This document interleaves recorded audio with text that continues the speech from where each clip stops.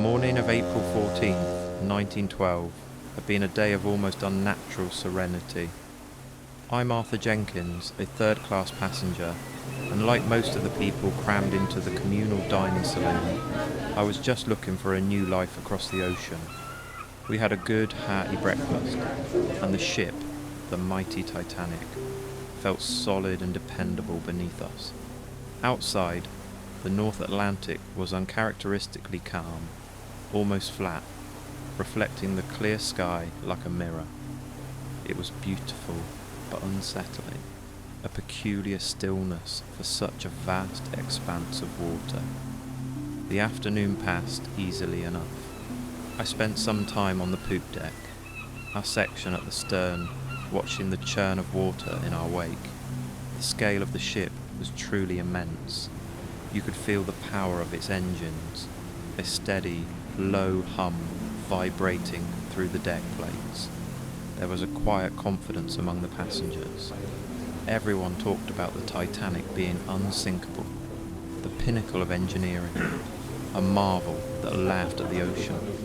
It was easy to believe. As dusk began to settle, the air grew noticeably colder. Not just a fresh breeze, but a dry, piercing cold that cut through my thin coat. I saw others shiver too, pulling their collars up. Sun dipped below the horizon, and the sky turned a deep, inky black, scattered with an incredible number of piercingly bright stars. The ocean remained utterly still, perfectly flat, reflecting the starlight like scattered diamonds. It was a magnificent, yet strangely ominous sight. The absence of waves meant there was no white foam to break the blackness, no telltale signs of anything lurking beneath the surface. I moved indoors, seeking warmth in the third-class general room. The usual Sunday evening activities were underway. A few card games, some quiet conversations, and a man playing a lively jig on his accordion in the corner. The room was warm, filled with the comforting sounds of ordinary life. It must have been around 11:40 p.m. Then it happened. Not a thunderous crash, but a long, unsettling, grinding sound. A deep, metallic scrape that seemed to vibrate through the very soles of my feet. It was a profound shudder, extending through the entire ship, as if a giant hand had raked its fingers along the hull. The accordion music stopped abruptly. Card players looked up, their hands frozen. A few uneasy murmurs rippled through the room. No one screamed immediately. There was just a collective pause, a moment of bewildered silence. Was it just a bump? A minor something? We were on the Titanic after all. She was too grand, too powerful, to be troubled by anything in the night. But the silence stretched, and the ship's powerful engines, which had been a constant, reassuring thrum, seemed to fade, then die. A sudden, unsettling quiet descended, broken only by the distant sounds of water. A chill, far deeper than the night air, began to seep into the room. This was not normal. This was not part of the voyage. The quiet uncertainty in the general room didn't last. A few minutes after that unsettling scrape, a steward, a young man named Thomas, hurried through, his usual composure slightly frayed. "All passengers, please retrieve your lifebelts and proceed to the boat deck." His voice was steady, but the words hit harder than any explosion. Lifebelts? Why would we need lifebelts on the unsinkable Titanic? Disbelief was heavy in the air. Still, there was no immediate rush, no panic stampede. We were too bewildered, too accustomed to the ship's invincible reputation. People exchanged confused glances, muttered questions. I moved towards my cabin, my mind racing. A lifebelt was a strange, heavy thing. What could possibly warrant it? I strapped the clumsy canvas-covered cork around my chest. It felt absurd. Back in the passage, the subtle incline of the deck was becoming more pronounced. It was a slight forward tilt, barely perceptible to some, but enough to make you feel like you were walking uphill. The ship, once so steady, now had a distinct, unsettling lean. More stewards were appearing, their voices firmer now, guiding us towards the main staircases. "Orderly, please, to the upper decks." The phrases were polite, but the unspoken urgency was clear. As we ascended the narrow staircases, the air grew noticeably colder. A damp chill, smelling of the open ocean, seemed to permeate everything.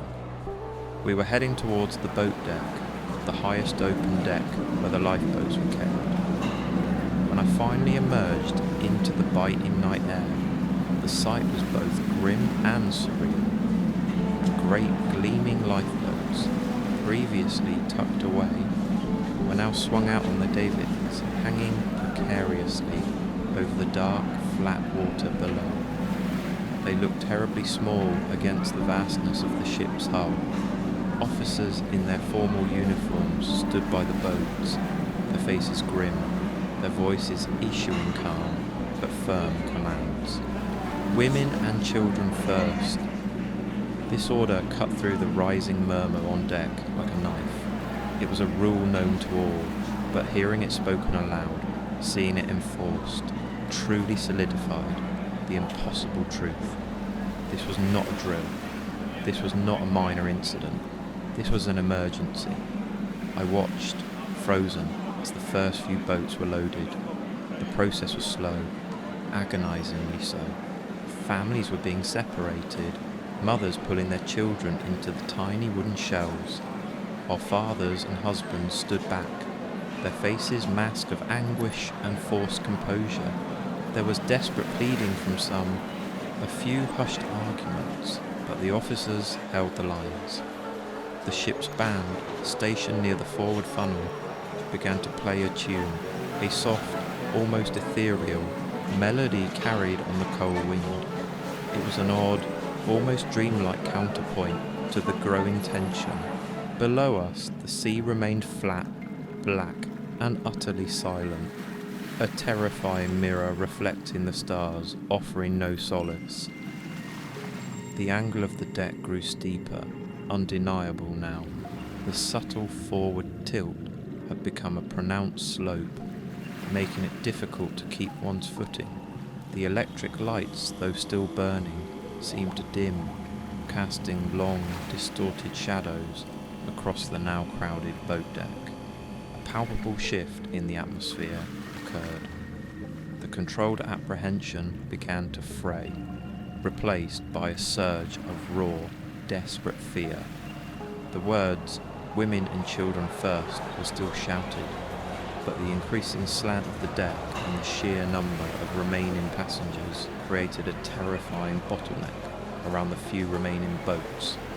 The sight of the Titanic's bow, now almost completely submerged, was a horrifying testament to the impossible. Water, dark and churning, rose steadily, consuming the elegant lines of the ship. From below, chilling sounds began to reverberate through the massive structure.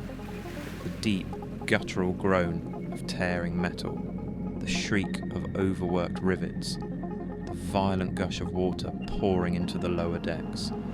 It was the sound of a living beast dying, a cacophony that vibrated through your very bones. Panic began to erupt in isolated pockets, quickly spreading. Men, who moments before had stood stoic, now pushed and jostled, their faces contorted with terror. The pretense of order was crumbling. I saw one of the final lifeboats, Lifeboat 14, being lowered. It was dangerously overcrowded, swinging precariously against the ship's side. The cries of people still on deck, begging to be let on, mingled with the shouts of the crew. Some made desperate, impossible leaps, plummeting into the dark water. The freezing spray from the ocean below whipped across the deck. Then, the unimaginable happened. The lights across the ship, which had stubbornly clung to life, flickered once, twice, and then extinguished completely. plunging the immense vessel into absolute, terrifying darkness. The sudden void of light amplified the screams, the sounds of buckling steel and the chilling roar of the water. Only the distant pinpricks of stars and the faint lanterns from the already launched lifeboats offered any illumination. A wave of collective despair swept over the remaining souls on deck. The stern of the Titanic began to rise, slowly at first, then with increasing speed, lifting majestically, horrifyingly into the night sky. The great propellers, usually submerged, now stood starkly exposed, towering above the sea. The ship was breaking apart. The sound was deafening, a colossal ripping, tearing and crashing as the ship's immense weight fractured its very spine. I lost my footing as the deck tilted almost vertically. Bodies, both living and already gone, slid into the chaos. I was thrown clear, tumbling into the freezing black water. The shock was instant and absolute. A physical blow stole my breath. The cold was a searing pain, an agonizing grip that paralyzed my limbs. I flailed, gasping, battling the swirling current created by the sinking ship, the debris and the thrashing bodies around me. When I finally broke the surface, coughing and choking, the sight was burned forever into my mind. The Titanic's stern, impossibly high, pointing a silent, monstrous finger at the stars before it slid with a final heartbreaking sigh into the depth. The sounds that followed were the worst. Hundreds, maybe thousands, of voices crying out in the inky blackness. Screams, desperate pleas, moans, slowly fading into silence as the cold claimed its victims. It was a symphony of unimaginable suffering. I desperately searched for something, anything to cling to. My body convulsing with the cold, my mind clinging to the slender thread of survival in a sea of death. The world, which hours before had been a promise, was now a freezing, silent, watery grave.